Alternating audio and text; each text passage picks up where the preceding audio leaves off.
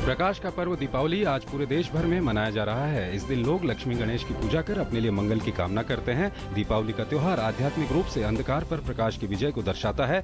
माना जाता है कि दीपावली के दिन अयोध्या के राजा श्री रामचंद्र अपने 14 वर्ष के वनवास के पश्चात लौटे थे। राष्ट्रपति प्रणब मुखर्जी, उपराष्ट्रपति हामिद अंसारी और प्रधानमंत्री नरेंद्र मोदी ने दीपावली की देशवासियों को शुभकामनाएं दी हैं। केंद्र ने एफडीआई पर लिया बड़ा फैसला। सरकार ने आर्थिक सुधारों की दिशा में बड़ी घोषणा करते हुए खनन, नागरिक उड्डयन, रक्षा, ब्रॉडकास्टिंग, निर्माण समेत 15 क्षेत्रों में प्रत्यक्ष विदेशी निवेश यानी एफडीआई के नियमों को आसान बना दिया है। रबड़, कॉफी, इलायची, पाम ऑयल और जैतून की बागवानी में 100% एफडीआई की अनुमति दी गई है। एफआईपीबी की मंजूरी की सीमा 3000 करोड़ रुपए से बढ़ाकर 5000 करोड़ रुपए कर दी गई है।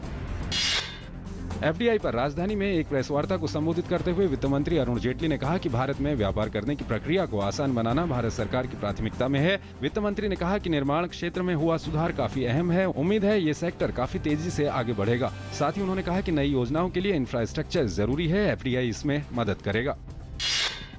फ्रेंच गुयाना से इसरो के नए संचार उपग्रह GSAT-15 का हुआ सफल प्रक्षेपण। इसे प्रक्षेपण यान एरियान 5 के साथ प्रक्षेपित किया गया। इसरो द्वारा विकसित GSAT-15 भारत को C और KU बैंड दूरसंचार और नौवहन सेवाएं उपलब्ध कराएगा।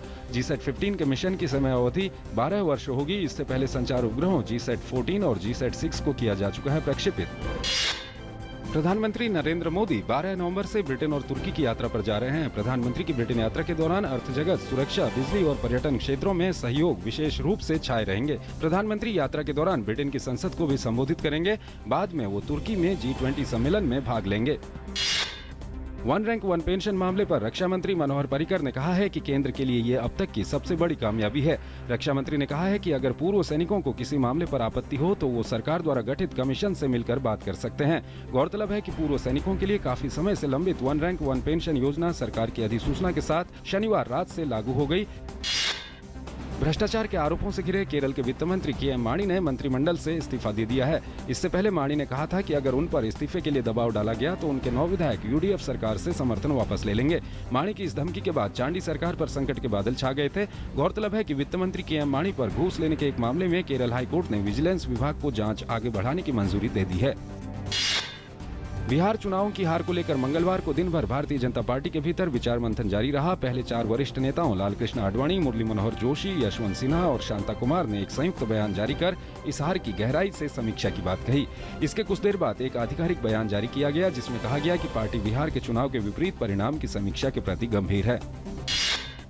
आंतरिक सुरक्षा के मोर्चे पर अच्छी खबर है। पिछले करीब 1.5 साल में न सिर्फ जम्मू कश्मीर और वामपंथी उग्रवाद से प्रभावित क्षेत्रों में सुरक्षा स्थिति मजबूत हुई है, बल्कि पूर्वोत्तर क्षेत्र में भी उग्रवाद पर लगाम लगाने में काफी हद तक कामयाबी मिली है। गृह मंत्रालय के आंकड़ों के मुताबिक साल 2015 के सितंबर तक 89 आतंकवादियों को भी मार गिराया गया है, जिसमें कई हिजबुल मुजाहिदीन और लश्कर ए तैयबा से ताल्लुक रखने वाले और विदेशी आतंकी भी हैं। अमेरिकी राष्ट्रपति बराक ओबामा ने प्रधानमंत्री नरेंद्र मोदी को फोन पर दीपावली की शुभकामनाएं दी हैं। इस बात की जानकारी देते हुए प्रधानमंत्री ने अपने ट्वीट संदेश में लिखा है कि थोड़ी देर पहले अमेरिका के राष्ट्रपति ने फोन किया। हमने एक दूसरे को दिवाली की शुभकामनाएं दी। अभी हाल में ही स्थापित किए गए हॉटलाइन के जरिए ये हमारी पहली बातचीत है। प्रधानमंत्री नरेंद्र मोदी ने यह भी बताया कि तुर्की में होने जा रहे G20 शिखर वार्ता में अमेरिकी राष्ट्रपति से मुलाकात होगी। मालदीव ने आपातकाल खत्म करने की घोषणा की है। गौरतलब है कि मालदीव के राष्ट्रपति अब्दुल्ला यामीन की हत्या के प्रयास करने के आरोप में गिरफ्तार उपराष्ट्रपति अहमद अदीब के खिलाफ संसद के अभूतपूर्व सत्र में महाभियोग चलाया गया था। इस प्रकरण के बाद राष्ट्रपति ने देश में 4 नवंबर से 30 दिनों के आपातकाल को मंजूरी दे दी थी। मालदीव में लगे आपातकाल को लेकर दुनिया भर में चिंता जताई जा रही थी। यमन में सऊदी अरब के नेतृत्व में हुए हवाई हमलों में हुदिया का एक ब्रॉडकास्टिंग स्टेशन तबाह हो गया। गठबंधन सेना ने इलाके में हाउती विद्रोहियों की मौजूदगी को लेकर ये हवाई हमले किए। यमन में निर्वासित राष्ट्रपति मंसूर हादी के वफादार सैनिकों के समर्थन में सऊदी अरब के नेतृत्व वाला गठबंधन हाउती विद्रोहियों पर हमले कर रहा है। यमन के कई हिस्सों पर अभी भी हाउती समर्थक विद्रोहियों का कब्जा है। फ्रांसीसी लड़ाकू जहाजों ने सीरिया में इस्लामिक स्टेट के कब्जे वाले तेल और गैस के भंडारण से संबंधित क्षेत्रों पर हवाई हमले किए। विमानों ने दिर अज़ोर नामक इलाके पर पहले दिन के समय और फिर रात के समय भी बमबारी की। वहीं फ्रांस के रक्षा मंत्रालय के अनुसार इन हमलों से इस्लामिक स्टेट की आर्थिक रूप से टूटेगी कमर, जिससे जल्द उनको घुटने टेकने पर होना पड़ेगा मजबूर। चाइना ओपन बैडमिंटन प्रतियोगिता में आज भारतीय खिलाड़ी उतरेंगे मैदान में। गत विजेता साइना नेहवाल और के श्रीकांत अपने अभियान की करेंगे शुरुआत। साइना का सामना मेजबान देश की सुन यू से होगा। वहीं पुरुष वर्ग में के श्रीकांत का सामना हांगकांग के हु यून से है। श्रीकांत ने पिछली बार 5 बार के विश्व चैंपियन और 2 बार के ओलंपिक चैंपियन लिन डेन को हराकर इस प्रतियोगिता का खिताब अपने नाम किया था।